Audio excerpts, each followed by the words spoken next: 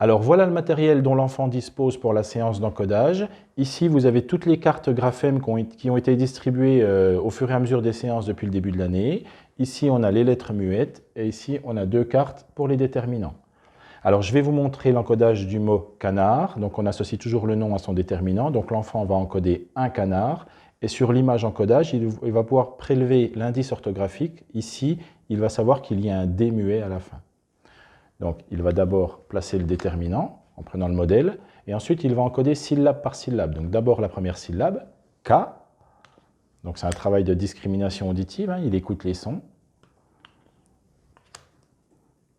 Et ensuite, nar. Donc, on sépare les syllabes, on leur apprend à séparer les syllabes pour pas qu'ils se perdent dans le mot, et ils les regrouperont à la fin. Et il savait qu'il y avait un D muet, donc il va placer le D muet. Si vous travaillez en syllabe orale, il encodera comme ça, si vous les habituez comme ça. Et sinon, si vous travaillez en syllabe écrite, eh bien, il pourra encoder comme ça n'a aucune incidence. Donc, une fois qu'il a encodé ces syllabes, il va pouvoir rapprocher les syllabes pour former le mot.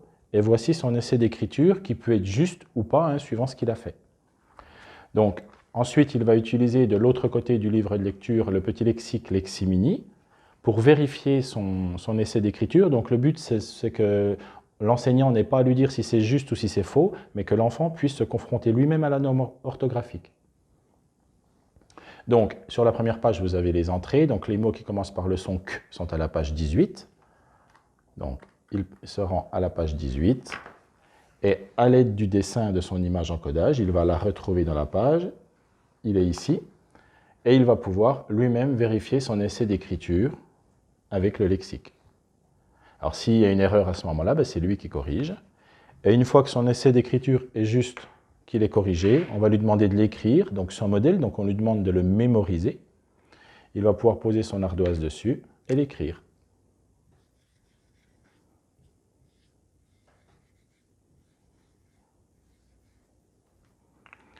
Une fois qu'il a terminé cette boucle d'encodage, il va pouvoir coller dans son cahier mémoire l'étiquette correspondante. Donc, c'est vraiment les mots qu'il a encodés lui. Donc, il y a des élèves qui auront peut-être travaillé 2 mots, d'autres 6, 7, 8, suivant le rythme. Chacun respecte son rythme.